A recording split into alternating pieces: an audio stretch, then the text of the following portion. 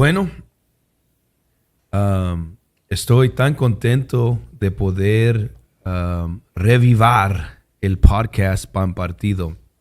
Es algo que hemos hecho ya mucho tiempo, solo que los últimos años, como todo, me he ocupado en el ministerio y pues ha sido un poco difícil poder grabar y encontrar el tiempo, pero he propuesto en mi corazón de no solo dar seguimiento a este podcast, sino más bien mejorarlo, traer a gente que pueden ayudarnos a aprender más de la palabra de Dios. El propósito de este podcast, Pan Partido, es poder partir la pan de Dios, la palabra de Dios, pan de vida, y alimentarnos de esa palabra.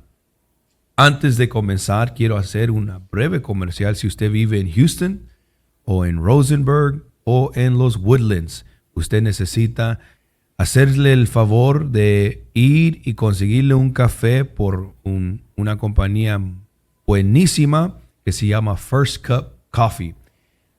Y usted va a disfrutar del mejor café en todo Texas cuando usted compra de First Cup Coffee. Y este podcast hoy es anfitriado por First Cup. Gracias por permitirnos usar su estudio para poder grabar este episodio. Pues sin perder mucho tiempo y poder avanzar, quiero introducir a alguien que hoy nos va a estar ayudando en entender la palabra de Dios. Es un gran amigo, Pastor Cristian Escobar. Gracias por estar aquí, Pastor, y si quieres saludarnos y luego podemos comenzar. Muchas gracias, Pastor Joseph, por esta invitación. Estoy muy emocionado de lo que vamos a conversar en este día y es un agrado para mí poder estar con todos tus oyentes, todos quienes te siguen en tu página. Así que muchas gracias y bueno, Dios les bendiga a todos. Vamos a ver en qué viaje nos metemos hoy. Gloria a Dios. Pues nomás para darle un poco de contexto a los oyentes, Pastor Cristian es un teólogo, está aspirando a cumplir y él puede tal vez hablarnos un poco más de todos los credenciales que él tiene, pero si no me equivoco, estás cumpliendo tu maestro. Yes. Y dinos un poco de eso.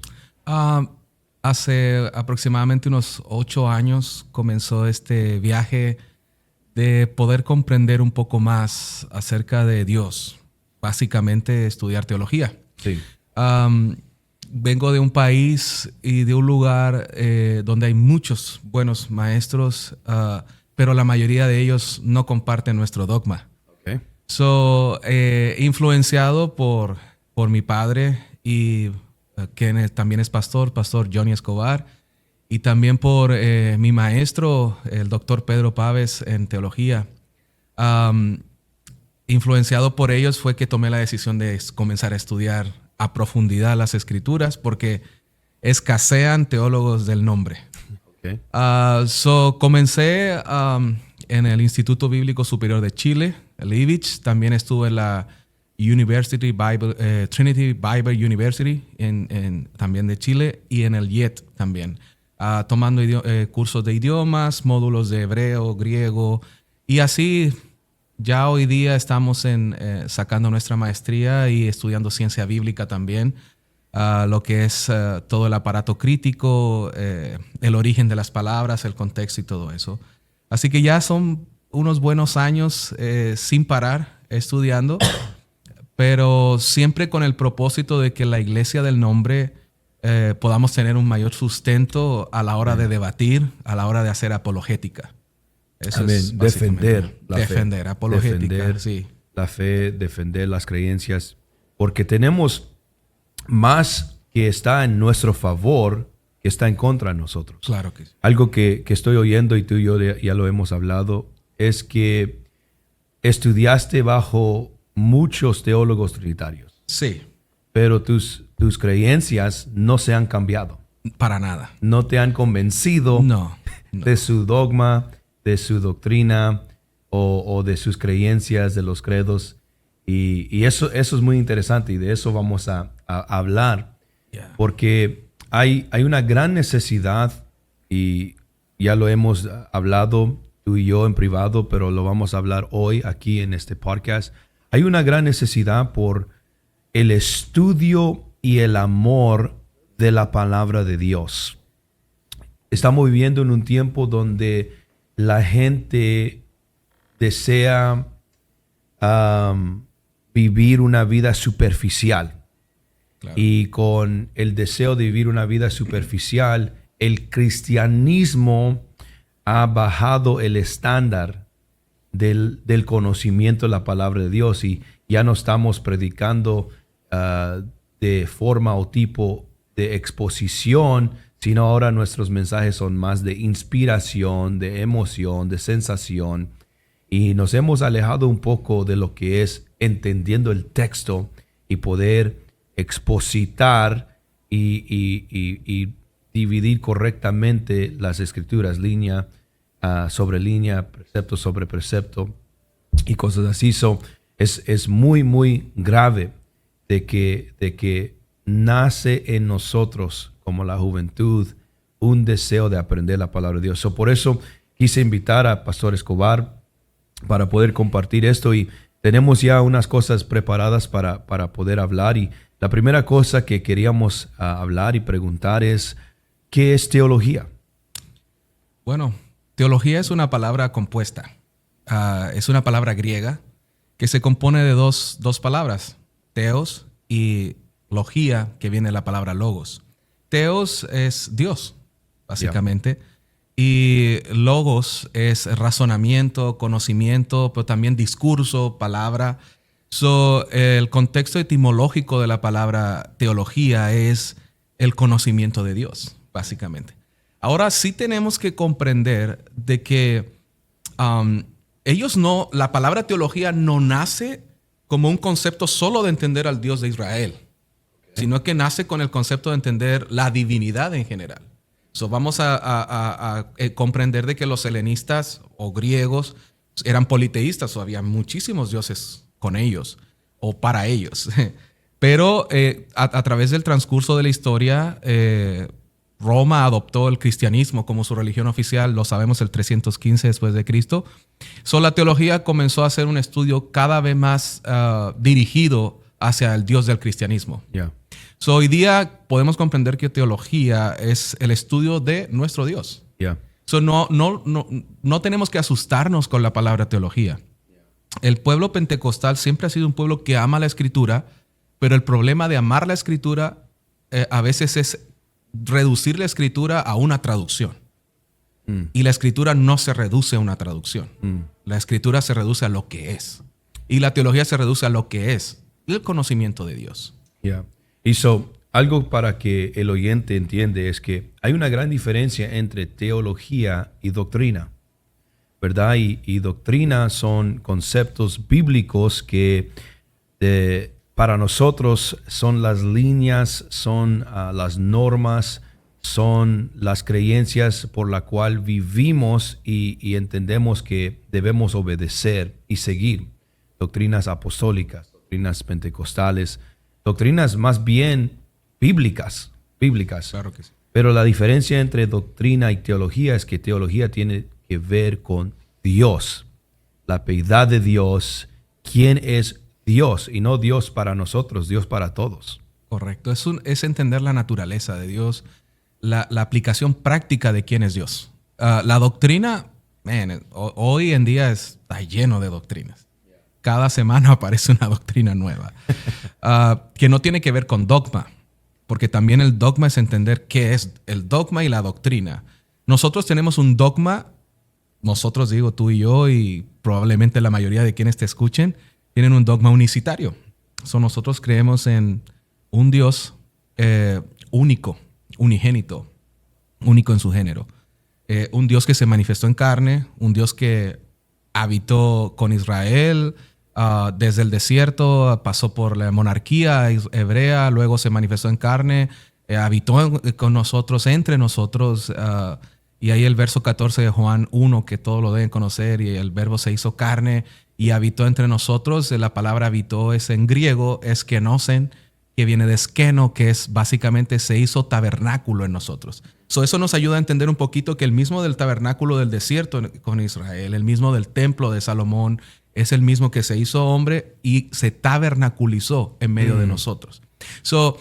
Eso nos ayuda a entender nuestro dogma unicitario. Pero existen dogmas dualistas, trinitarios, dogmas humanitarios, dogmas de un ateísmo disfrazado, le digo yo, que es el gnosticismo. Sí, doctrinas hay muchas, pero la teología, como hablabas al principio, y yo estudié con muchos maestros trinitarios, pero en la academia el dogma queda un poquito de lado, porque la teología es comprender a Dios en su sustancia, en su naturaleza. Eso nos ayuda. Por eso digo, no tengan miedo de decir estudio teología. Van a ver dentro de nuestras iglesias y dentro de las otras iglesias el texto más sacado de contexto de la historia, yo creo. La mucha letra mata. Pero nosotros tenemos que entender que Pablo se refería que cuando dice la mucha letra mata, se está refiriendo a la ley. Porque la ley no te salva. La gracia te salva. Ya no tienes que salvarte por la ley. Pero muchos adoptan esa escritura para decir que saber mucho, estudiar mucho es un problema. No. El mismo Pablo te va a decir no. Mientras más estudies, más conozcas. Pablo tenía influencias filosóficas de la Grecia antigua. Estudió bajo Gamaliel. Él estaba en el camino de ser el próximo sumo sacerdote. Claro. Y no solo eso, hay dos cosas para simplificarlo a los oyentes. Hay dos cosas que vas a encontrar en la palabra de Dios que son patrones, que son inseparables, y es la ley y el espíritu. La palabra y el Espíritu de Dios. Podemos decir somos guiados del Espíritu, pero si no tenemos palabra, es incompleto, porque el Espíritu no obra fuera de la palabra y la palabra fuera del Espíritu. Correcto. Son dos cosas que en el comienzo, la creación, en el principio, se movía el Espíritu de Dios sobre las aguas y dijo Dios. El Dabar Kadosh, la palabra santa. El Dabar es la palabra de Dios. Solo se define el Dabar, que es en hebreo palabra o voz o aliento también. No tiene que ver con el Ruach, pero sí el Dabar Kadosh y el Dabar Hashem, que es la palabra del Señor, la palabra santa de Dios. Es la misma que habla y dice sea la luz, es la misma que se manifiesta en carne según Juan capítulo 1, y es la misma que le habla Juan en el capítulo 1, versículo 8, Apocalipsis, y le dice yo soy el primero y el último, el que es, el que era y el que ha de venir, el Todopoderoso, el Shaddai en el Antiguo Testamento en hebreo, el Pantocrator en el griego del Nuevo Testamento, el Todopoderoso. Eso es lo mismo. El Dabar Kadosh, el Dabar Hashem, el Dabar Elohim, la palabra de Dios, la palabra del Señor, la palabra santa, la palabra creadora también. Wow, poderoso. Y hay mucho que podemos decir ahí, podemos quedarnos ahí todo el día, pero estamos tratando de mantenerlo en una forma básica para que te dé a usted, el oyente, el interés. Que si nada de esto te interesa, pues no sé qué te pasa, porque, yo cuando oigo todo esto digo, quiero saber más, quiero aprender más. Y es muy interesante. En el sentido de querer saber más, de querer aprender más, yo como un joven, ¿dónde puedo comenzar cuando hablamos de aprender teología? ¿Dónde puedo comenzar yo? Mira, Joseph, yo creo que hay que comenzar con Cristo. O sea, podemos tener distintas miradas. Otros teólogos te van a decir, no, parte en la Torá, comprende un poquito el Tanaj, el Antiguo Testamento, estudia un poquito los profetas, pero la mayoría de los teólogos coincidimos en que comenzar con Cristo es abrir tus ojos a la teología. Y para nosotros los unicitarios, y lo digo con mucho, no orgullo, pero sí con mucho amor también, es importante conocer a Cristo. Si no conoces a Cristo, ¿cómo avanzas en el cristianismo? Valga la redundancia, ¿verdad? Exacto. Algunos teólogos como Hendrickson, Barclay, que son grandes exponentes del Nuevo Testamento, estudiosos del Nuevo Testamento, ya sea Mateo, Marcos, Lucas, Juan, hasta el libro de los apóstoles de Hechos o las cartas paulinas o el libro de Hebreos, etcétera, van a decir que aun si desapareciera toda la escritura, vamos a decir que No tenemos opción a los códices, a los rollos. No tenemos opción de llegar a los papiros más antiguos. Aún si desapareciera toda la Biblia, pero solo se pudiera encontrar el Sermón de la Montaña, con eso bastaría para yo cambiar mi vida. Eso es Mateo 5. Mateo capítulo 5. Los que no exactamente. El Sermón del Monte que Mateo recopila de manera magistral. Nosotros tenemos que entender que Marcos es la primera fuente, por decirlo así, que tienen los demás para poder conocer a Cristo. Okay. Pero es muy pequeñito, es muy cortito. Nosotros en la Biblia vemos que hay 16 capítulos de Marcos. Pero de lo que se encuentra en el libro de Marcos, más del 90% se encuentra también en Mateo y en Lucas. Y estos son llamados los evangelios sinópticos. Okay. Y luego viene el evangelio de Juan, que es un evangelio un poquito más maduro. Bueno, ya en el transcurso del podcast vamos a ir ahondando y conversando. Pero tú preguntabas con qué comienzo. Bueno, yo diría comienza con los evangelios sinópticos, comienza conociendo a Cristo. Y ahí está el Sermón de la Montaña en el libro de Mateo, en el capítulo 5, porque Mateo recopila lo escrito por Marcos, más lo que él evidenció y vio cuando Jesús le dice, hey tú, cobrador de impuestos, sígueme. Ok, allá voy contigo. Todo lo que él recopila lo hace de manera magistral, porque él escribe a los judíos. Entonces, y él quiere presentar a Jesús como rey. Por eso la genealogía en el capítulo 1. Hey, este tiene derecho al trono porque viene de la tribu de Judá, es decir, pertenece al mismo linaje del rey David. Él podría reclamar el trono si quisiera. Jesús, ¿quién? Este carpintero de Galilea. Este rabino de la Galilea, de la zona baja de Oriente, que ni siquiera comenzó en Jerusalén, sino que comenzó en Galilea. ¿Dónde nació este Jesús? No, él nació en Belén. ¿Y de dónde es? De Nazaret. Oh, sí, él podría haber reclamado el trono también. Y es interesante porque cuando estudias el linaje de Jesús, no solo tiene derecho por ser parte del linaje de David, pero también fue parte del linaje de los levitas. Ajá. Y tenía dos derechos. Uno por ser linaje sacerdote y uno ser linaje de rey. Ahí tú ves lo expuesto por el libro de Hebreos. Hebreos te va a presentar a Jesús. Por eso que, Hebreos tiene un griego exquisito. De todos los libros del Nuevo Testamento, que podemos nombrarlos todos, el libro de Hebreos tiene un griego exquisito. Es un griego de alto nivel. La persona que escribe Hebreos le está escribiendo a los de su fuente, digamos, vamos a decir que es judío también, no helenístico, porque hoy día la crítica textual a quien más le atribuye el libro de Hebreos es a Apolos. ¿Okay?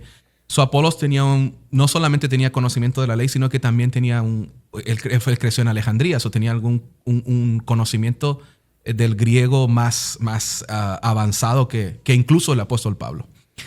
Hebreos te va a presentar a Cristo. Jesús es superior a Moisés, es decir, es superior a la línea profética. Sí. Jesús es superior a los reyes, es superior a David. Y Jesús es superior a los sumos sacerdotes, es superior a Aarón. Te presenta a Jesús con una línea real, una línea sacerdotal. Por eso decimos, Joseph, aprende de Jesús. Y nomás para tirar esto ahí, en Hebreos encontramos la persona que representa ambos rey y sacerdote, Melquisedec. Correcto. Y la Biblia dice que Jesús ahora es el sumo sacerdote por el orden de Melquisedec, quien fue ambos rey y sacerdote. Correcto. Y sí, de Salem. Sí. La paz. Por eso vas a Isaías capítulo... No, Jesús se presenta en toda la escritura. Isaías 9:6, porque un niño nos es nacido, hijo nos es dado, y el principado sobre su hombro, y llamará su nombre admirable, consejero de suerte, príncipe de paz. Bueno, Melquisedec era de Salem. Salem significa paz. Salem significa paz. Jesús es el rey de paz.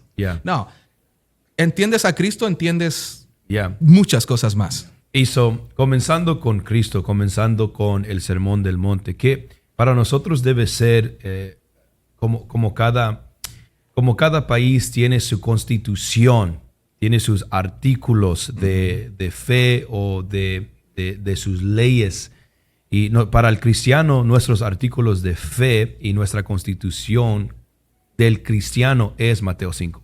Claro. Es el sermón del monte, porque Jesús nos introduce a cómo debemos de vivir y quiénes debemos de ser, en el sentido de no solo ser una buena persona, pero ser el bienaventurado. Y es interesante porque estamos hablando de que para aprender de teología comienza con Jesús, comienza con Cristo.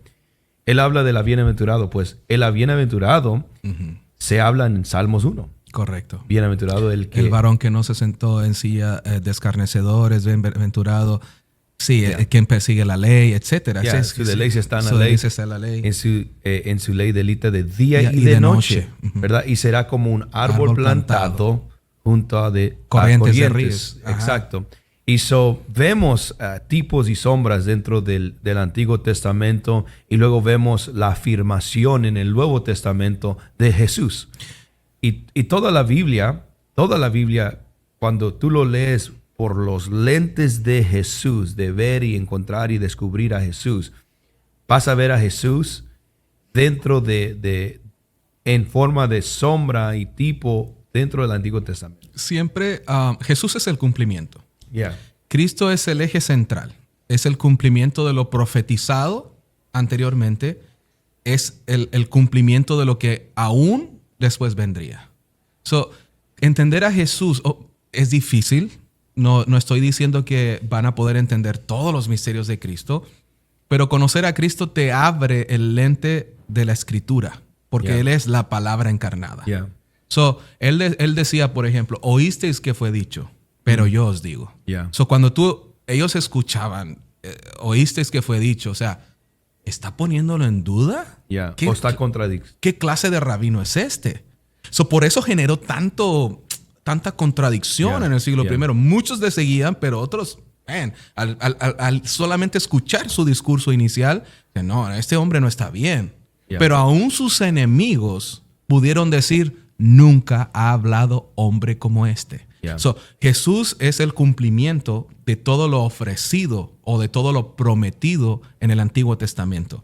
Ya decíamos hace un poquito, es el tabernáculo del desierto hecho carne, ¿verdad? Es el rey prometido manifestado. Es el sumo sacerdote manifestado. Jesús es todo, ese es el eje, porque Jesús es Dios.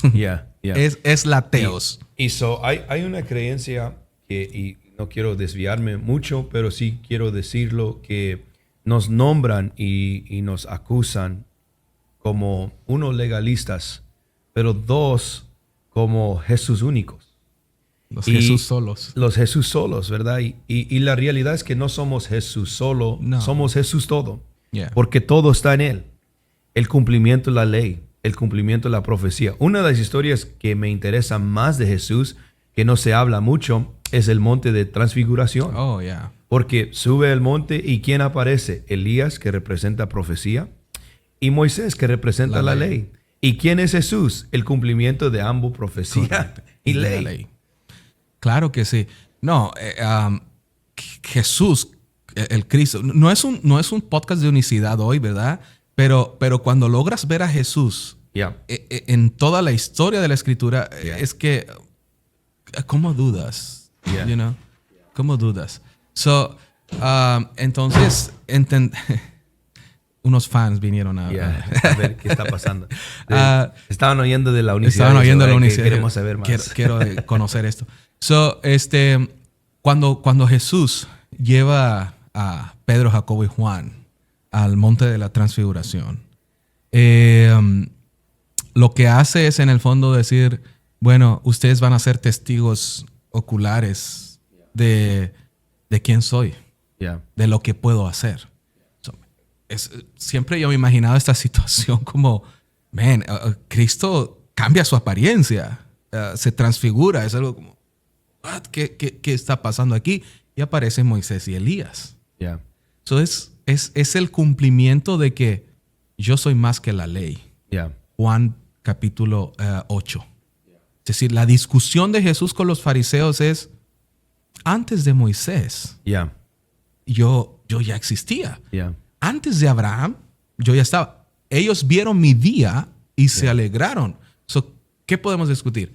Y de Elías es la profecía de que Dios iba a manifestarse. So, Cristo comprobó de muchas maneras. Yeah. Y sé que tenemos en la pauta hablar de uno de los milagros de Jesús más importante. De muchas maneras, Jesús comprobó que Él era Dios. Yes. De muchas maneras. Y cuando estudias teología, y hay ciertas cosas que existen en teología, y él lo puede decir mejor que yo, pero para decirlo en una forma básica y simple, tenemos lo que se llama la ciencia del estudio del texto, que es hermenéuticas. Hermenéutica. Que yo lo estoy diciendo en inglés y en español. Dilo en inglés, yo lo digo en español. Hermeneutics. Hermenéutica.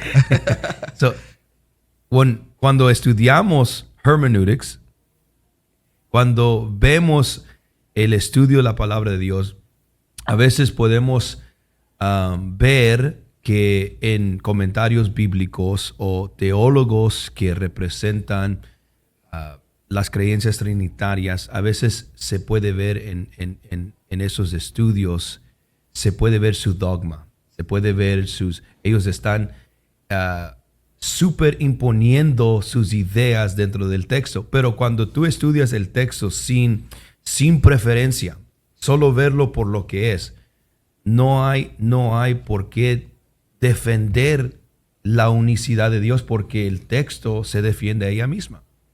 La palabra misma explica la unicidad mejor que tú o yo o ningún teólogo. Si sacamos términos como Trinidad, que no se encuentra en la palabra de Dios, si sacamos términos como triuno, que no existen en el texto, no hay razón para debatir. Mira, yo sé que esto que voy a decir ahora, a los amigos trinitarios, porque a pesar de que ellos a nosotros nos llaman herejes y todo eso, yo les tengo cariño porque estudié con muchos de ellos. Yeah. So, académicamente, Joseph, no se entra mucho en discusión. Cuando tú haces una tesis o cuando tú expones un tema, en la academia, digamos, ellos se saben comportar. Yeah. Pero redes sociales nos atacan de una manera. Yo lo que voy a decir no es muy popular, pero como tú hablas de la hermenéutica, tengo que decirlo. En la hermenéutica existe lo que se llama exégesis. Y la exégesis es extraer el texto, Yes. analizarlo palabra por palabra en su lenguaje original, en su idioma original, pero hay una serie de testigos. Lo que nosotros conocemos como testigos son diferentes fuentes de un mismo versículo. Por ejemplo, existe el Códice Sinaítico, que es de los más antiguos encontrados. Existe el Código Alejandrino, existe el Papiro 72, el Papiro 45, el Papiro 50. Y así la Biblia se va tomando de diferentes testigos y se compone lo que hoy conocemos como el canon que tenemos en nuestras Biblias, ¿ok? Yeah. Cada Biblia de eso, voy a dar un pequeñito, no estamos hablando de crítica textual, pero un pequeñito resumen de cómo comenzó y cómo pasó la Biblia a tener hasta la traducción que tenemos nosotros, tanto tú como la King James y yo como la Reina Valera 1960. La primera Biblia traducida es la Septuaginta, siglo II o III antes de Cristo. Y eso se reduce a la traducción de todo el Tanaj, el Antiguo Testamento, la Torá, los profetas. Comenzaron con la Torá o el Pentateuco para quienes no saben lo que es la Torá, y luego siguieron con los Ketuvim, los Nevi'im, la Tosefta, etcétera, y comenzaron a los profetas, libros históricos, poéticos, etcétera, Septuaginta. Aproximadamente un poquito tiempo después viene la Biblia copta, que es la versión siriaca. La Septuaginta es la traducción del hebreo al griego. La copta es la traducción del hebreo y tomaron cositas de la Septuaginta al siriaco. Y lo más parecido al siriaco es el arameo. Eso fue una Biblia también que utilizaron en el siglo I. Probablemente los apóstoles o Pablo más que nada utilizó la Septuaginta y también algunos escritos hebreos nunca originales, pero sí copiados por los escribas autorizados a hacerlo. Luego viene, ya nos podemos saltar un poquito más porque ya hay rollos y todo a la Vulgata Latina de San Jerónimo. Y de esa base que se conoce académicamente como el Textus Receptus, se toma la Biblia para después la traducción de Tyndale, que trae la traducción para la King James, la Biblia en inglés por primera vez, desde el alemán germano hasta el inglés. Y también en el siglo XVI aparece Casiodoro de Reina para traducir desde la Vulgata y algunos otros escritos, la Reina Valera. Luego revisada en 1609 por Cipriano de Valera. So es conocida la Casiodoro de Reina y Cipriano de Valera. Pero ¿a qué quiero llegar? Perdón que haya dado esta capsulita. Y qué bueno que lo está haciendo. Pero cuando tú estudias los textos, y lo que voy a decir, amigos trinitarios, no se espanten. Después traten de ubicarme si quieren ir a golpearme vivo aquí. Pero los sabios de la cueva de Qumran, a mediados del siglo XX, se encuentra un tesoro, que son los rollos del Mar Muerto. Y eso despejó muchísimas dudas respecto a los escritos, porque se encuentran escritos antiguos de la escritura. Para los sabios del Segundo Templo, es decir, del templo de Herodes, no cuenta en el templo de Zorobabel, sino que de Salomón es el primero y de Herodes es considerado en la academia el segundo templo. El espíritu nunca, jamás fue una persona. Nunca. La crítica textual, el aparato crítico de los versículos, por ejemplo, cuando dice el espíritu de Dios se entristece, jamás, nunca fue considerado una persona que se entristeciera. Entonces, para los dogmas, aplica mucho la enseñanza confesional que ellos hayan recibido. Por eso cuando yo comencé a estudiar teología, no me afectó estudiar la escritura. Es muy claro. Que es muy claro. Muy claro. Para simplificarlo, porque a veces Christian, cuando él entra y su mente comienza a trabajar, usa términos que estamos como que entendí la mitad. Para los que no entendieron todo eso, quiero explicarlo en una forma básica. Lo que está diciendo es de que cuando usted estudia la profundidad del texto critical, vas a encontrar que no hay una separación en la piedad de Dios. No hay más que una persona. Correcto. Y eso se defiende en el texto. No tenemos que referirnos a teólogos apostólicos. No tenemos que referir, y amo y aprecio a Dr. David Bernard y otros teólogos como Nathaniel Wilson, Urshan, Douglas Walker, estos teólogos apostólicos que podemos usar para defender. Cuando tú tienes ese trasfondo que está hablando hoy, Pastor Christian, de entender y conocer y estudiar el texto, vas a ver que es muy claro y sencillo. Y muchos trinitarios o teólogos trinitarios están súper imponiendo su dogma. Están influenciados por su confesión. Exacto. Y el punto es de que cuando estudias la palabra, lo tienes que estudiar sin pretexto. En su contexto total. Exacto. Y saber de que la palabra está siempre confirmando lo que es Deuteronomio 6:4.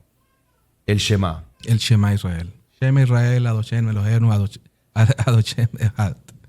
Y oye Israel. Adonai Eloheinu, Adonai Echad. Jehová nuestro Dios, Jehová uno es. Este es el fundamento de toda teología. Y Jesús llega a confirmar, a cumplir, más que confirmar, cumplir el Shema.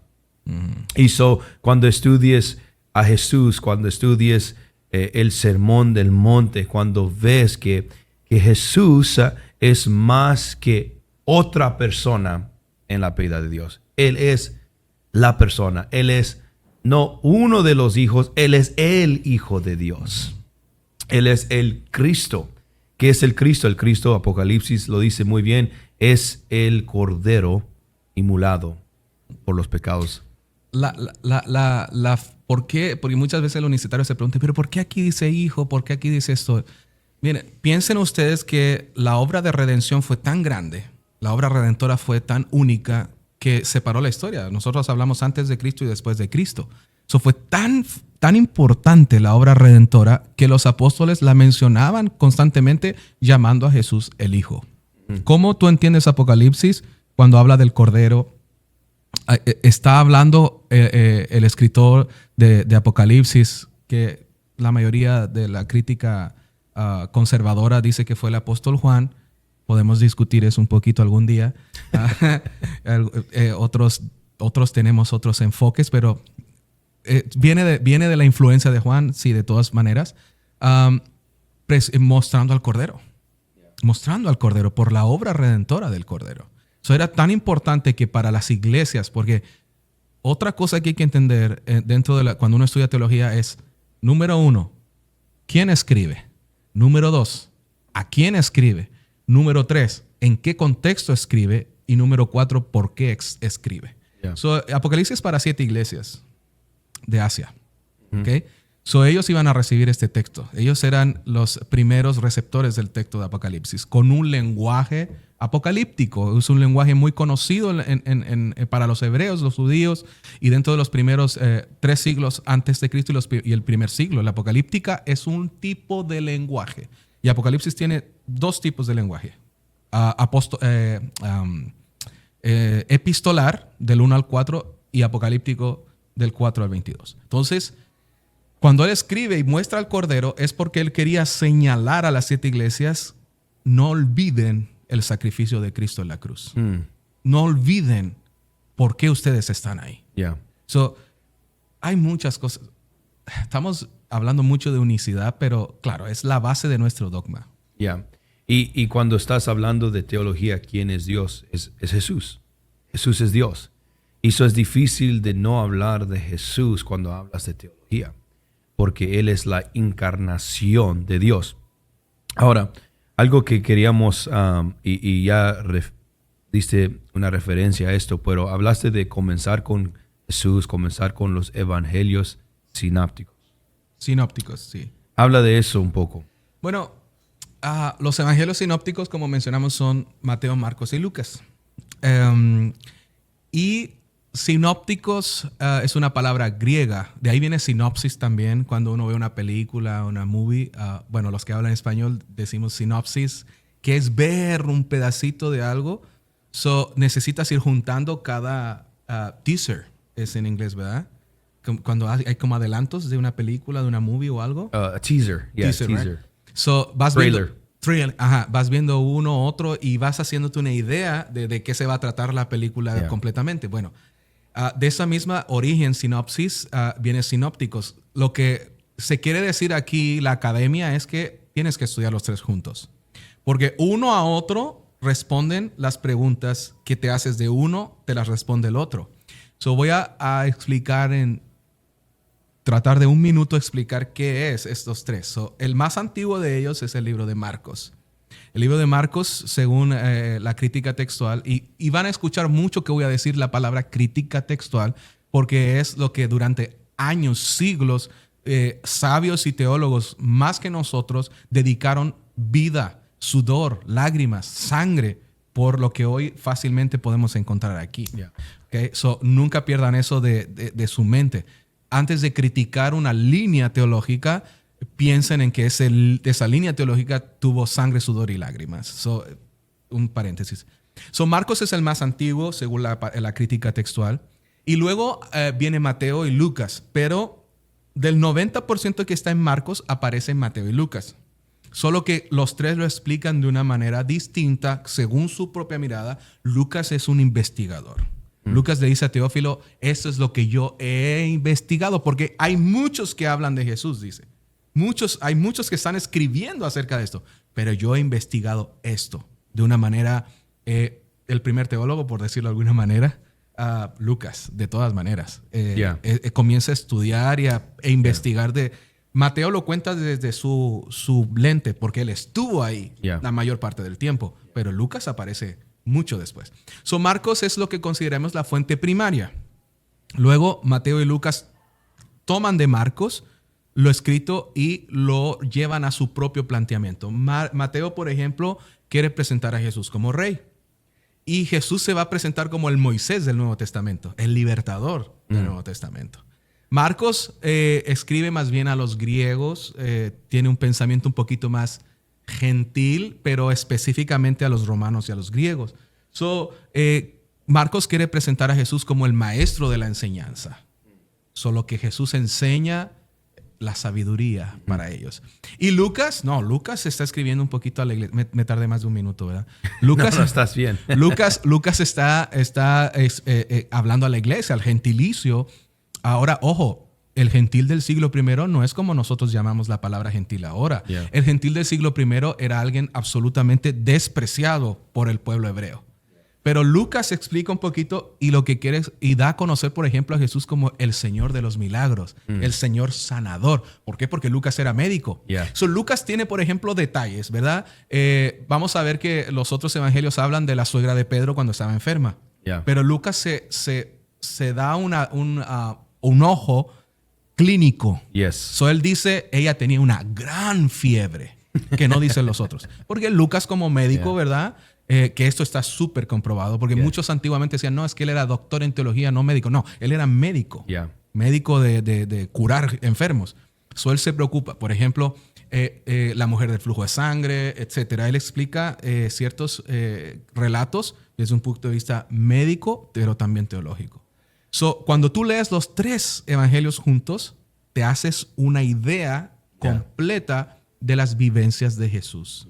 Y estos tres, va a decir la academia, se alimentan de otro, que es conocido como la fuente Q en la academia. Pero no hay ningún escrito, ningún que hable acerca de la fuente Q. So, lo que tenemos hoy día a nuestro alcance es Mateo, Marcos y Lucas como los evangelios sinópticos. No sé si vamos a alcanzar a hablar algo de Juan, pero Juan está en otro rollo. Yeah. Juan está es en otra dimensión. el revelador. Ah, claro. Y cuando hablamos de Juan, estamos hablando, y tenemos que decirlo, usted lee el libro de Juan, Juan está dando revelación. Juan presenta a Jesús como Dios. Exacto, exacto. Y algo que creo que sería bueno para el oyente es que cuando Juan habla de que vio al ave descender y el espíritu era como el espíritu que descendía y la voz que clamaba, este es mi hijo en quien estoy. ¿A quién fue esa visión? A Juan el Bautista. No a los que estaban ahí. No. Él fue el que vio y oyó eso. Este no es mi primo con el que crecí junto. Nos llevamos 6 meses de diferencia. Este no es mi primo con el que crecimos juntos jugando por ahí en los arroyos, en las piedras. No, este es el Cordero de Dios que quita el pecado del mundo. Exacto. So, Sí. Es importante saber eso, porque muchos quieren referir a esa parte para decir, ve, aquí están tres. No, es la revelación de Juan a Juan. Claro. Por eso separamos a Juan el apóstol de Juan el Bautista, pero Juan el apóstol relata estos hechos de manera presencial también. So, él presenta a Jesús como Dios. Yeah. Y él tuvo que ver todas estas cosas. Él tuvo que ver Juan 3:16, porque de tal manera amó Dios al mundo para que todo aquel que cree no se pierda, mas tenga vida eterna. Yeah. Ok, so algo que dijiste el otro día que estábamos hablando de los evangelios sinápticos, hablaste de que Marcos presenta a Jesús como un maestro. Sí. Está enseñando, un rabino más bien. Oh, yeah. Ok, so algo que dijiste que me captó la atención. Háblame de Jesús el rabino. Ok. Bueno, Jesús nace en la Galilea. Jesús nace en Belén, ¿verdad? De Judea, pero él se traslada. Su vida comienza en Galilea. So, él era Jesús de Nazaret. ¿Podrá venir algo bueno de Nazaret? Era el comentario, ¿verdad? Yeah. Entonces, Jesús era un rabino de la Galilea y Galilea estaba principalmente influenciada entre judíos y gentiles. So, Jesús es considerado por Jerusalén, la tierra de los altos rabinos, como un rabino de la Galilea, pero más bien muy abierto, muy liberal. Una apreciación de la ley que ellos no estaban acostumbrados. Claro, porque era Dios. Él era la ley. You know? So, cuando él aparece, este rabino de la Galilea, Jesús tiene una forma de enseñar. Yeah. Jesús comienza de una manera un poquito dura, al igual que Juan el Bautista. Juan el Bautista, generación de víboras y el reino de los cielos se ha acercado y todo eso, y muy fuerte, muy directo. Juan el Bautista, mis respetos para Juan el Bautista, es de mis personajes favoritos porque él está a un nivel de fe. Juan el Bautista no hizo milagros, no abrió ningún mar, pero fue considerado el mejor profeta porque entendió quién era Jesús. antes que todos. Wow. Antes que todos, él entendió, el cordero, no soy digno de desatar el cordón. Bueno, jugábamos a fútbol. No existía el fútbol, pero quiero hacer una... Juntos Ajá, y crecimos se juntos. conocían No. Yo no soy digno que tú vengas y me bautices a mí. Juan el Bautista prepara el camino, ¿verdad? Y aparece este rabino de la Galilea. Ahora, ojo, Jesús histórico. Vamos a entrar un poquito. Jesús, parte de su niñez la pasa en Egipto. Jesús hablaba el egipcio. Jesús tenía que hablar el idioma del imperio, hablaba griego. Jesús tenía que hablar el idioma de su sangre, de su gente, hablaba hebreo. Jesús tenía que hablar el idioma del comercio o de lo que conversatorio de Galilea, el arameo. Jesús no era cualquiera. Jesús hombre no era cualquiera. Yeah. Yo quiero que entendamos que hay que entender al Dios manifestado en carne, pero Jesús se manifestó aún con las limitaciones humanas, en el sentido de que él comía, él tenía hambre, él tenía sueño, por eso durmió en la barca, pero era un hombre excepcional. ¿Por qué? Porque si él iba a competir, entre comillas, Dios no compite con nadie porque siempre gana, pero quiero que entiendan el concepto. Si él iba a estar frente a los otros rabinos de la época, él tenía que destacar. Y Jesús hablaba varios idiomas y presentaba las enseñanzas de una manera diferente. Jesús, para poder hacer entender a todos, comienza a ejercer un tipo de enseñanza parabólica. Empieza a enseñar con parábolas. Y ese es el núcleo del ministerio de enseñanza de Jesús. Las parábolas. O sea, en pocas palabras, para que el gentilicio de Galilea y los sabios de Jerusalén pudiesen entender exactamente lo mismo. Por eso que cuando llega Nicodemo a hablar con Jesús de noche, y puedo decirlo, ¿verdad? Sí, hay dos apreciaciones de por qué Nicodemo llega a hablar con Jesús de noche. La primera es que estaba avergonzado, no lo podían ver los otros rabinos. A un rabino... Y eso fue lo que pensé yo. Sí, eso fue lo que pero pensé es una opción, pero otra opción, y es la que yo me adhiero. Y bíblicamente hay evidencia por eso. Hay evidencia, es que él llegó de noche porque en el día era imposible llegar a Jesús. ¿Cómo te acercas a un hombre que multitud de los seguía? Sí, No se olviden ustedes, cuando los niños se quieren acercar a Jesús, los discípulos, no se acerquen, porque los rabinos no podían ser tocados ni por mujeres ni por niños. Y ahí viene algo tremendo de la mujer del flujo de sangre, sí, porque ella toca a Jesús. Eso, queridos oyentes, es brutal. Y voy a ir con Nicodemo y después, si quieres, vamos con ella. Okay. Pero bueno, Nicodemo llega de noche y dice, sabemos que eres un rabino porque, oye, conoces lo que hablas y además tienes algo extra que yo no tengo, que nadie más tiene aquí. Haces milagros. Jesús es un rabino de la Galilea extremadamente famoso en Samaria, en Jerusalén, en Galilea. Entonces, no era, llegó cualquiera aquí. No. Él cumplió con lo que el Talmud hablaba del Mesías. El Talmud decía, el Mesías tiene que ser fuerte en palabra, hablar varios idiomas, hacer milagros, y hay un milagro. Yo tengo todo el tiempo. Más adelante iremos a hablar del milagro, de uno de los milagros más importantes, que es la resurrección de Lázaro. Y una de las señales del Mesías era no solo sanar, porque eso lo hacían, ya hay profetas que lo pudieron hacer y está escrito, sino que también resucitar. Él cumplía con todas las señales del Mesías prometido. ¿Por qué no lo entendieron? Gracias a Dios que su pueblo no le recibió, porque si no, no estaríamos en este podcast hoy día. Interesante que Jesús llega a cumplir con todo esto. O sea, Jesús no era flojo. No. Jesús no era cualquiera, no. Y las parábolas que estamos hoy estudiando, oyendo de Jesús, una de las cosas que hace la parábola es que esconde la verdad de los que no lo están buscando y revela la verdad de los que sí lo están buscando. Y hay un detalle ahí, Joseph, disculpa que te interrumpa, pero hay un detalle más grande que se me olvidó mencionar. ¿Por qué Jesús tiene que usar el sistema parabólico o la enseñanza de parábolas, porque si él decía lo que estaba diciendo por medio de parábolas, lo decía directamente, su ministerio no hubiese durado 3 años y medio, lo hubiese matado a los 2 meses. Yeah. Yes. You know, Yes. porque, oye, Y fue la razón que le preguntaron los discípulos, ¿por qué nos hablas en misterios? ¿Por qué no nos dices claramente lo que estás diciendo? I can't. ¿Quieres que me maten? Todavía no es llegado mi hora. Yeah, yeah. So, cuando él... Fíjate el discurso. Parábolas y fíjate el discurso final cuando está frente a Pilato. Yeah. Tú dices que eres el rey.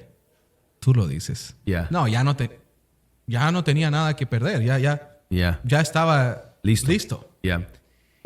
Pero uno de los milagros que finalmente llegó a dar la conclusión, ¿verdad? Porque había incertidumbre aún entre sus discípulos.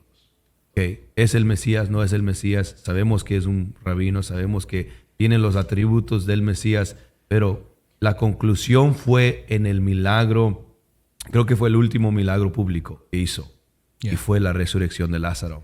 Yo no sé si antes quieres un breve vistazo por la mujer del flujo de sangre, solo para aportar al rabinato de Jesús. Sí, darlo. Ok.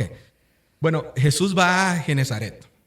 Ok. Llega y ya la gente conocía a Jesús en Genezaret por un hecho que había sucedido antes. La mujer del flujo de sangre y la hija de Jairo. So, cuando Jesús llega a Genezaret, muchos le dicen, hey, queremos milagros, porque se acordaron de el milagro de la mujer del flujo de sangre y la hija de Jairo. Hay un asunto muy, muy importante que ya mencioné, de que Jesús como rabino, bueno, las mujeres no podían tocar a los rabinos. Estaba prohibido. Prohibido. Y otra cosa, cuando una mujer se dirigía a un rabino, tenía que estar completamente sana. Y tenía que estar con permiso de poder hablarle. Eso no era llegar y hablar a un rabino. Yeah. So, la mujer del flujo de sangre rompe 2 reglas principales. Número 1, aparece en sociedad, en las personas con una enfermedad reprochable según la ley de Moisés. Yeah. El flujo de sangre. Una mujer con flujo de sangre tenía que estar apartada de la ciudad. Pero ella ya llevaba 12 años. Y la segunda regla que ella rompe es la del rabinato de tocar a un rabino. Ahora, ¿cuál es lo profundo de esto? De que ella toca el talit. Y el talit es el manto de la oración que Jesús andaba trayendo. Con sus nudos, con sus trencitas abajo. Yeah. No traje el mío. No sabía que íbamos a hablar de eso, pero tengo un talit. No, yo no oro con talit. No. Lo tengo solo para enseñar ciertos aspectos. Si usted ora está bien, no se preocupe. Y toca el borde, ¿verdad?, del manto, pero toca a Jesús. Jesús dice, paren todo. Yeah. Alguien me ha tocado. Yeah. Entonces, siempre nosotros repetimos lo que dice Pedro. Oye, está lleno de gente. ¿Cómo vas a decir que alguien te ha tocado? ¿Y cómo vas a decir que si estás apretado? No. Alguien ha extraído de mí un milagro. Yeah. So, cuando tú tocas a Cristo con tu oración, eso es lo que quiero decir. Yeah. You know, el manto de la oración. Cuando tú tocas a Cristo con tu oración, Wow. tú puedes reclamar tu milagro. You know? Yeah. Y más bien hace entender la Escritura, Él es el sacerdote que puede ser tocado por nuestras Puedes enfermedades. entrar libremente ante el trono de la gracia. Poderoso. No. Entonces, Poderoso. el rabino se transformó en Mesías. Yes. En esos detalles tú ves porque el Talmud también decía que la gente que tocara al rabino podía ser sana. Pero tenía que haber fe. Yeah. Una oración de por medio. Yeah. La oración de la mujer de flujo de sangre, ella la hizo mucho antes. Solo que la hizo realidad cuando tocó la oración en Jesús.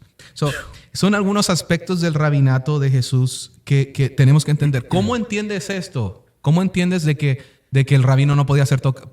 ¿Te das cuenta cómo de un texto sacas mucho más? Yeah. Eso es exégesis hermenéutica, Yeah. como decía Joseph. Y no tiene imposición de ninguna dogma. Ningún Estamos hablando, hablando de sola texto escritura critical, usando a Calvino.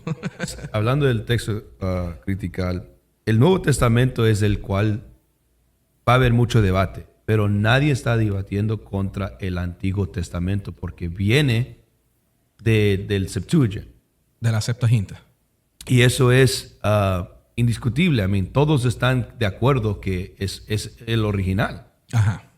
Sí, se toma en la Septuaginta, a pesar de que la academia va a decir todo traductor, y yo creo que ustedes que han sido, bueno, a mí también me han traducido predicando. Todo traductor también puede ser, también puede ser un traidor. ¿Por qué? Lo voy a explicar. No es que alguien no.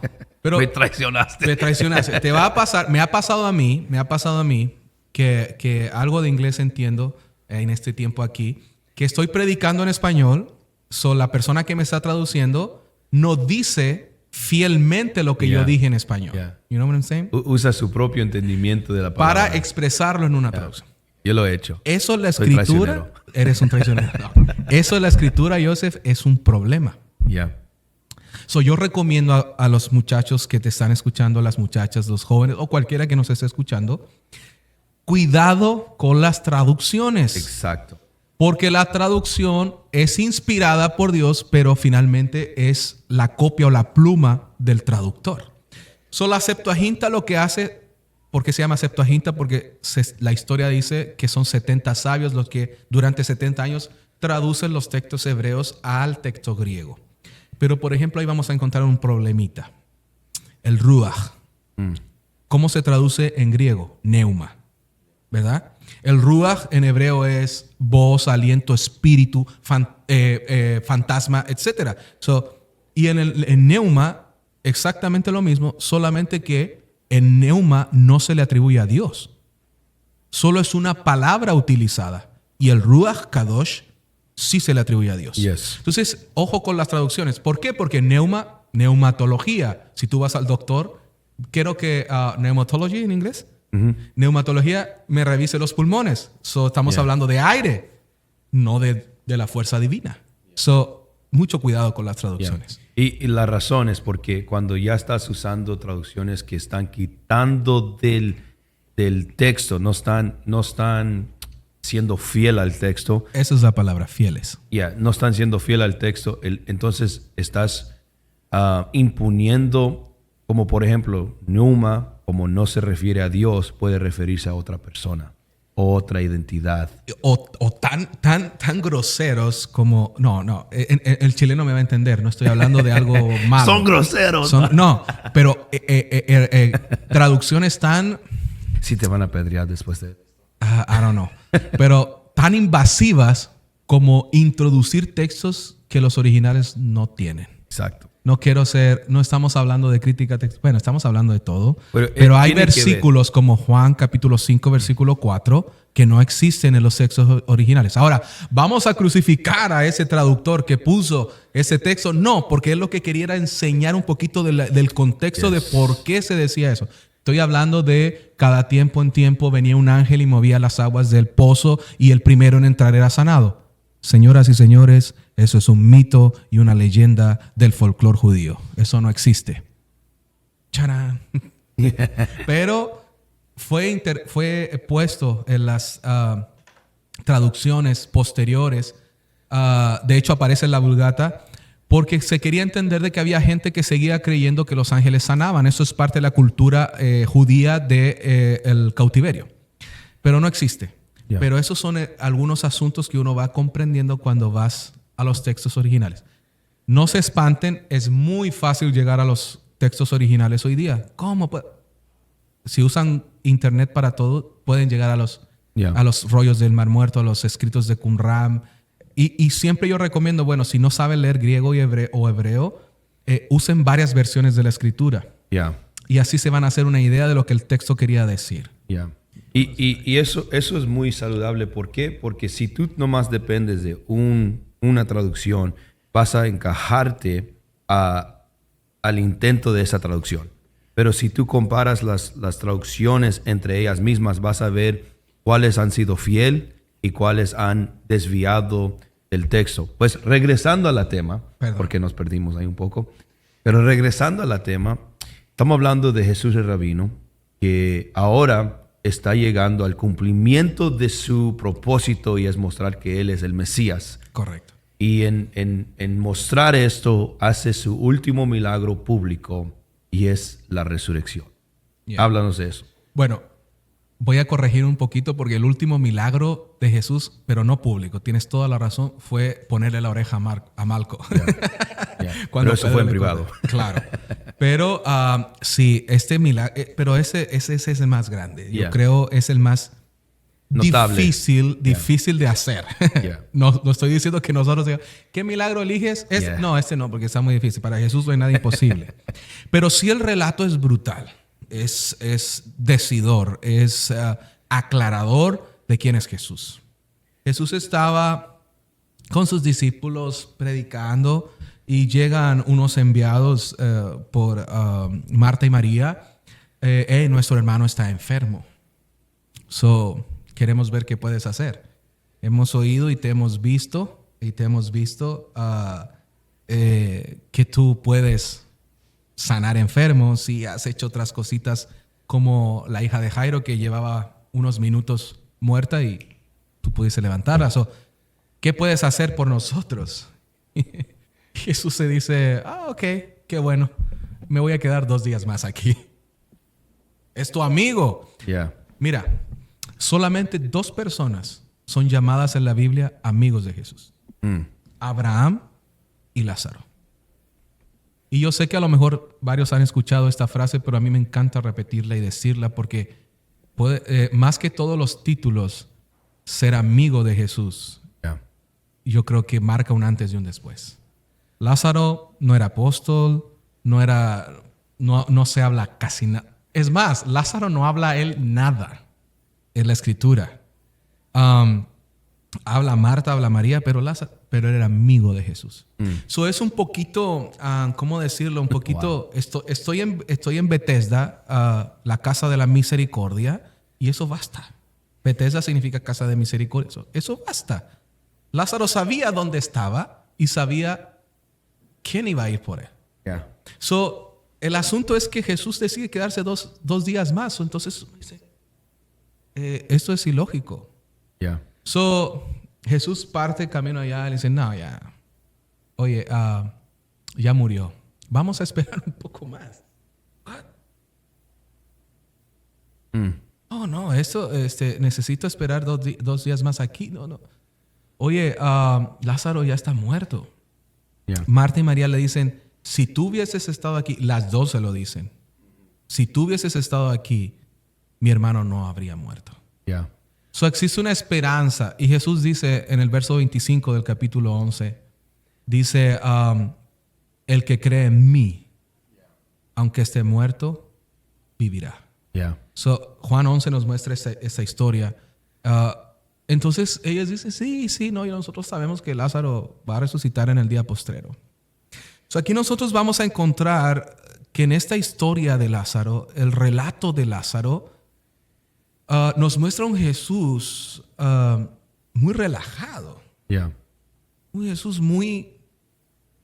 Oye, esta enfermedad, les dijo anteriormente, no es de muerte. Es para que la gloria de Dios sea reflejada por esta enfermedad.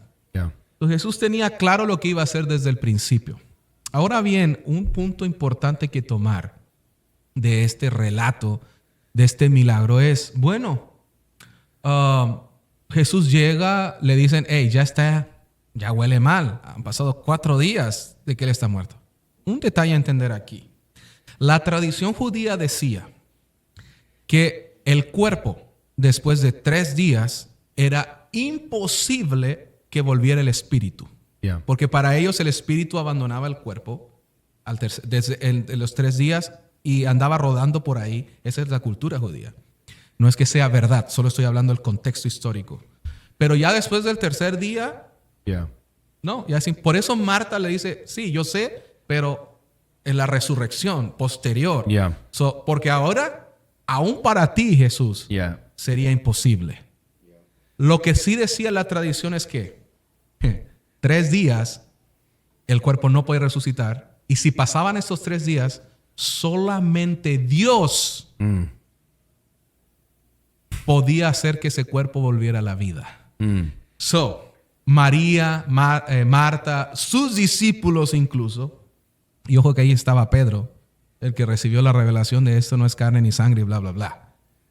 Pero aún ellos decían, ya pasaron 3 días, estás en el cuarto, ya está hediondo, no hay nada que hacer. Pero hay algo que ellos olvidaron y hay algo que muchos de nosotros olvidamos, que la fe trasciende la muerte. La fe trasciende la muerte. Ok, vamos a la escena. Jesús llega a donde estaba sepultado Lázaro y vamos a dar algunos tips históricos también ahí. Pero Jesús llega donde está Lázaro, llora. Y esa es una muestra, Joseph, tremenda porque para los gentiles griegos, un Dios no podía llorar.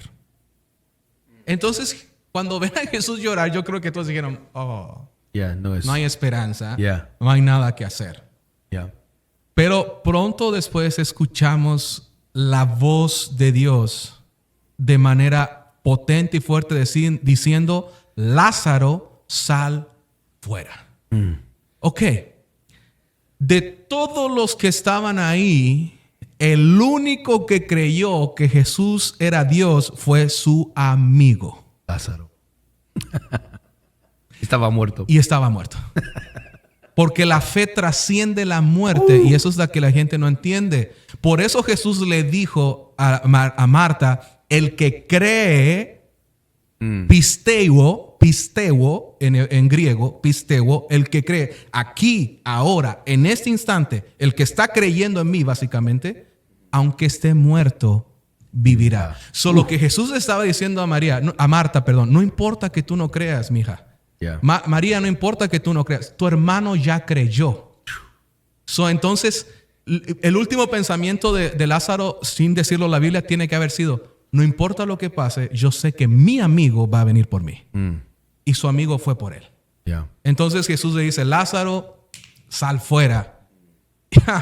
Lázaro debe haber escuchado esta voz desde la ultratumba y dijo, al fin mi amigo vino por mí. Cuando la fe trasciende la muerte. La fe trasciende la muerte. Y ese ejemplo, y tú me dices, bueno, Cristian, yo te puedo creer, pero dile a la gente qué otro ejemplo tienes. José, el hijo de Jacob, pidió explícitamente que sus huesos entraran en Canaán.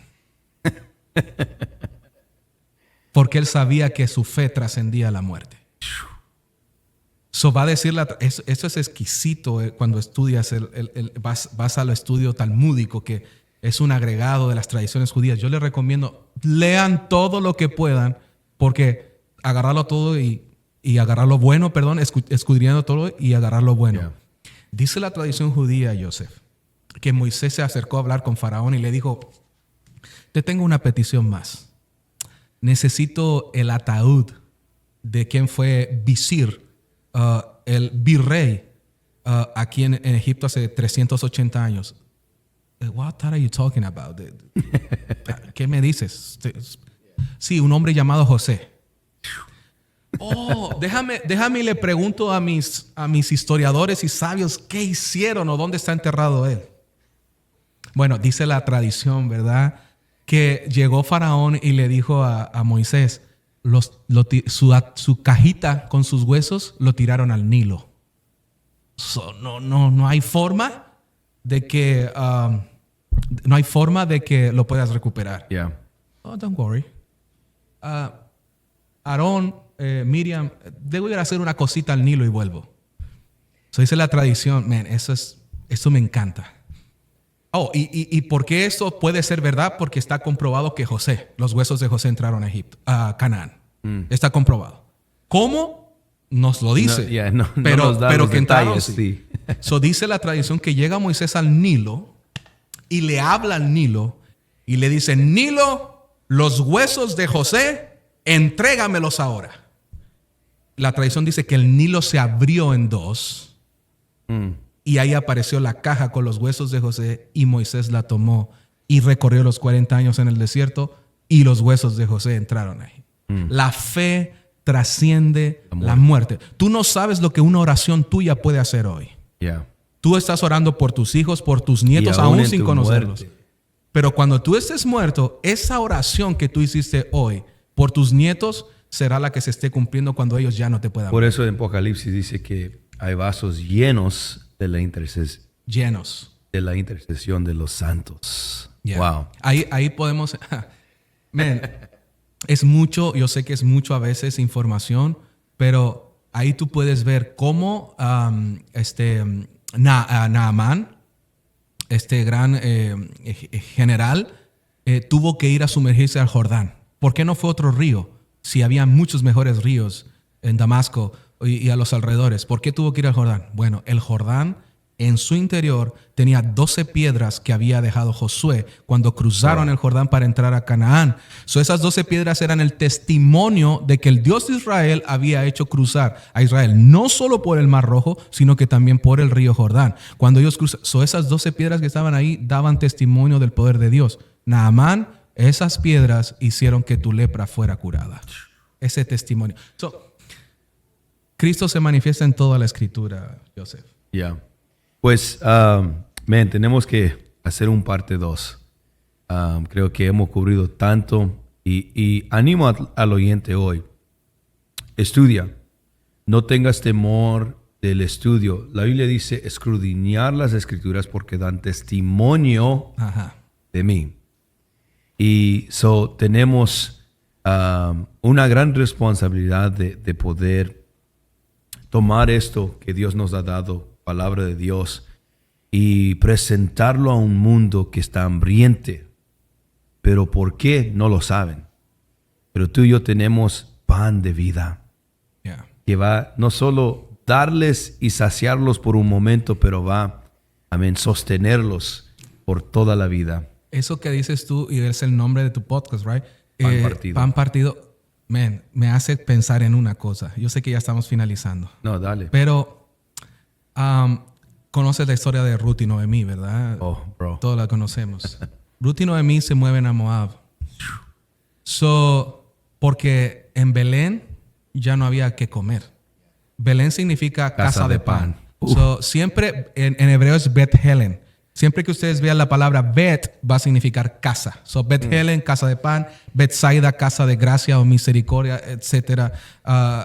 Betel, casa de Dios. Betel, etc. ¿Qué les dijo?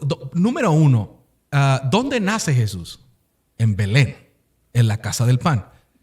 ¿Qué dijo Jesús cuando Él se manifestó? Yo soy el pan que descendió del cielo.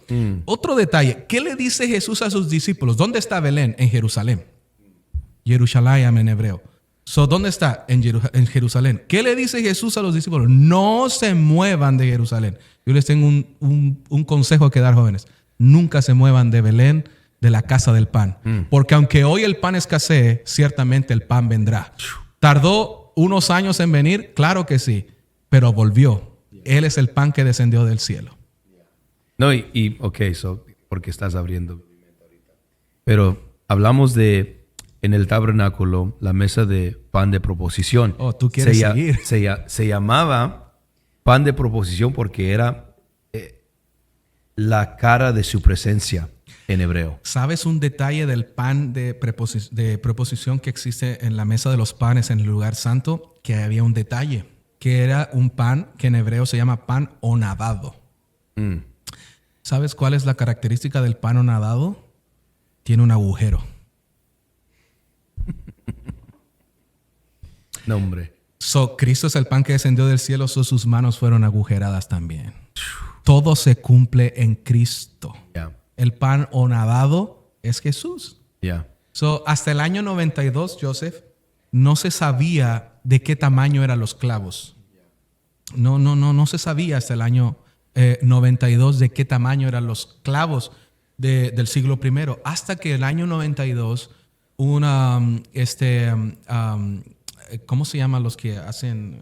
Arqueólogo. Un arqueólogo estaba en la zona de Jerusalén donde fue enterrado Jesús y descubrieron un cuerpo que había sido crucificado. No es Jesús ni nada, solamente un cuerpo de unos años después de Jesús. Y tenía los clavos cruzados. Yeah. ¿Sabes cuánto medían esos clavos? 15 pulgadas. Los clavos que cruzaron a Jesús fueron de 15 pulgadas. ¿Sabes lo que hacían? Porque mucha gente se pregunta, pero ¿cómo no se caían? Porque si tú pones unos clavos, se raja la piel finalmente por el peso. Lo que hacían era los clavaban y los doblaban para que eso soportara el cuerpo en los pies y en las manos. Oh, my. So, el pan que descendió del cielo es el pan nadado. No, y Jesús mismo dice cuando la multitud lo seguía por más comida, le dice, ustedes quieren pan físico, pero yo soy pan de vida. Dice, yo soy el que alimentó a mi pueblo en el desierto. Y aún el pan que comió David cuando entró. Correcto. No, podemos quedarnos toda tarde aquí. I know. Pero vamos a decirle al oyente, gracias por estar con nosotros. Suscribe a este canal. Mucho más va por venir. También quiero agradecer a nuestro buen amigo Manny Reyes, que está bajo la cámara, que me está ayudando y es una gran bendición a nosotros, al pueblo de Dios. Y también quiero decir una vez más, si usted está en la ciudad de Houston, venga, visita First Cup, amén, y cómprase el mejor café en todo Texas. Si quiere ordenar café, pueden ir en línea y ordenar su café en línea. Y también quiero darle unas últimas palabras de parte de Pastor Cristian Escobar, el teólogo apostólico, un amigo fiel, y que él nos concluye este podcast con unas últimas palabras. Bueno, muchas gracias por la invitación. Lo he pasado muy bien, ha sido muy ameno, muy grato. Nunca había participado en un podcast. Hace años atrás hicimos en pandemia un programita por Facebook de nuestra iglesia allá en Chile, pero era como un tipo podcast, pero no con una mirada tan teológica. Agradezco este espacio. La teología es importante, amigos. Te ayuda a comprender mejor a Dios. Si quieres comprender los misterios de Dios, tienes que estudiar, tienes que aprender. Así que muchas gracias. Gracias al brother que está en las cámaras. Gracias a mi esposa que me dio permiso. No, gracias y un saludo a todos. Y bueno, Dios les bendiga mucho. Amén. Y gracias también no puedo dejar de agradecer a mis mentores. Ellos saben quiénes son. A mis pastores aquí en Houston también. Gracias por darme permiso también de venir. Todo lo hago yo bajo ellos. Aquí está la chapita. Y no, gracias a todos. Esperamos que nos puedan ver y aquí cuando quieras, Joseph. Vamos a hacer parte 2 y tal vez 3, 4, 5, 6, hacer una serie, porque hermano Christian es una mente que tiene tanto conocimiento y puede darnos una grande vista de la palabra de Dios. So, no va a ser la última vez que él estaré con nosotros. Suscríbese al canal, comparta esta página, comparta este episodio, comparta los clips que vamos a subir y que Dios me lo bendiga. Amén.